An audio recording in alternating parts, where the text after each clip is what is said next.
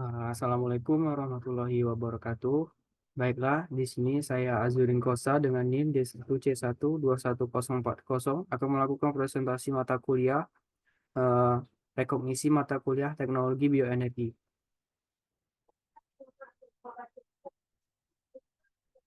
Nah, yang teknologi bioenergi adalah sekelompok teknik dan proses yang memanfaatkan bahan-bahan organik seperti tanaman, limbah pertanian, limbah makanan, dan mikroorganisme untuk menghasilkan energi. Teknologi ini berperan penting dalam usaha mengurangi ketergantungan pada bahan bakar fosil dan mengurangi dampak negatif terhadap lingkungan. Secara harfiah, kata bioenergi tersusun dari dua kata, yaitu bio dan energi. Bio memiliki arti makhluk hidup, energi adalah sesuatu yang digunakan untuk kelangsungan hidup manusia. Jadi, bioenergi adalah energi terbarukan yang berasal dari sumber biologis yang mempunyai nilai guna untuk kehidupan manusia. Bioenergi terbagi menjadi biodiesel, bioetanol, biobriket, dan biogas. Yang pertama, biodiesel. Biodiesel adalah bioenergi atau bahan bakar nabati dari minyak nabati, baik minyak baru maupun bekas penggorengan, dan melalui proses transterifikasi, esterifikasi atau proses esterifikasi ke transertifikasi, pengganti BBM untuk motor diesel. Biodiesel dapat diaplikasikan baik dalam bentuk 100% atau B100 atau campuran dengan solar pada tingkat konsentrasi tertentu atau BXX. Seperti 10% biodiesel dicampur dengan 90% solar yang dikenal dengan nama B10. Untuk saat ini nih, Indonesia bahan baku diesel berasal dari minyak sawit atau CPO. Selain dari CPO, tanaman ini berpotensi untuk bahan baku biodiesel antara lain tanaman jeruk, jarak pagar, kemiri Sunan, kemiri Cina, nyamplung, dan lain-lain.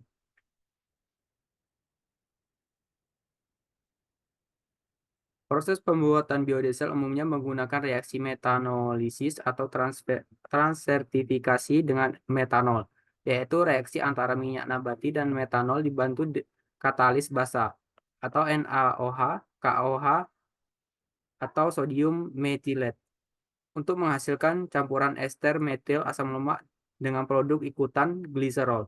Biodiesel digunakan sebagai energi alternatif pengganti bahan bakar minyak untuk jenis diesel atau solar. Biodiesel dapat diaplikasikan baik dalam bentuk 100% B100 atau campuran dengan minyak solar pada tingkat konsentrasi tertentu seperti B2. Standar mutu biodiesel. Yang pertama, angka setana. Angka setana dari biodiesel sebesar minimal 51, sedangkan standar dari solar sebesar 48. Pada bahan bakar biodiesel yang memiliki angka setana 46,95. Berarti bahan bakar tersebut mempunyai kecenderungan menyala pada campuran 46,95 bagian normal angka setana dan 53,05 bagian metil naptalena. Apabila dilihat dari angka setana biodiesel yaitu 51, maka dapat digolongkan sebagai bahan bakar mesin diesel jalan cepat atau mesin diesel jalan cepat pada angka setan 40 sampai 70. Kinematic viscosity. Standar kinematic viscosity dari biodiesel adalah sebesar 2,3 CST sampai 6 CST. Nilai kalor. Minimal nilai kalor yang dihasilkan oleh biodiesel adalah 17,65 BTU atau LB. Yang terakhir, specific gravity. Specific gravity dari biodiesel masih masuk dalam kisaran solar, yaitu antara 0,82 sampai 0,95. Dari pengujian spesifik gravity pada 60 ini juga dapat ditentukan API.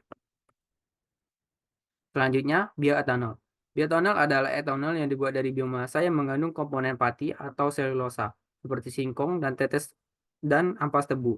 Dalam dunia industri, etanol umumnya digunakan sebagai bahan baku industri turunan alkohol, campuran untuk minuman keras seperti sek atau gin, serta bahan baku farmasi dan kosmetik. Berdasarkan kadar alkoholnya, etanol dibagi menjadi 3 grade, yaitu grade industri dengan kadar alkohol 90-94%, netral dengan kadar alkohol 90-99,5%, umumnya digunakan untuk minuman keras dan bahan baku farmasi, dan grade bahan bakar ya kadar alkohol di atas 99,5%. Prinsip pembuatan etanol, bioetanol mengikuti beberapa tahapan dasar yakni melibatkan persiapan bahan baku, fermentasi, dan pemurnian. Selanjutnya, biobriket. Briket adalah bahan bakar padat sebagai sumber energi alternatif pengganti bahan bakar minyak yang melalui proses karbonisasi kemudian dicetak dengan tertentu baik dengan atau tanpa bahan pengikat atau binder maupun bahan tambahan lainnya. Bahan-bahan utama pembuat briket umumnya mempunyai ukuran partikel kecil berbentuk serbuk. Sebagai contoh, serbuk batu bara muda, serbuk gergaji, sekam, limbah pertanian, limbah kehutanan, atau ampas atau arang, dan sebagainya.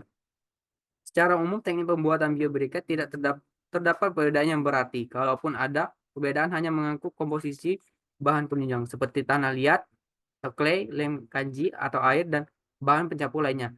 Komposisi tersebut sangat tergantung pada jenis bahan baku untuk pembuatan biobriket.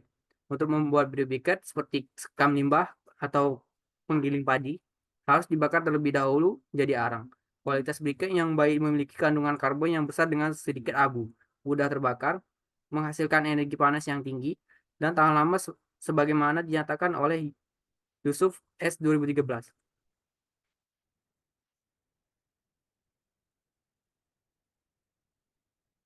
Biogas merupakan selanjutnya biogas. Biogas merupakan gas yang tidak berbau dan tidak berwarna yang terbakar dengan bara biru yang serupa dengan liquefied petroleum gas atau LPG. Biogas terbakar dengan efisiensi 60% dalam tungku biogas konvensional. Memiliki nilai kalor 20 mg atau nm3. Volume biogas biasanya dinyatakan dalam bentuk satuan meter kubik. Biogas terbentuk ketika mikroorganisme, khususnya bakteri, menurunkan kadar zat organik pada kondisi anaerob atau tanpa oksigen. Biogas terdiri dari 50% sampai 70% metana atau CH4, 25 sampai 45% karbon dioksida atau CO2, dan sejumlah kecil gas lainnya. Prinsip kerja pembuatan biogas yaitu pengumpulan feses ternak ke dalam suatu tangki ke dalam udara yang disebut digester atau pencerna. Di dalam digester tersebut, kotoran dicerna dan difermentasi oleh bakteri yang menghasilkan gas metan serta gas-gas lain. Gas yang timbul dari proses ini ditampung dalam digester. Penumpukan produksi gas akan menimbulkan tekanan sehingga dapat disalurkan ke rumah dengan pipa ke tempat penampungan gas.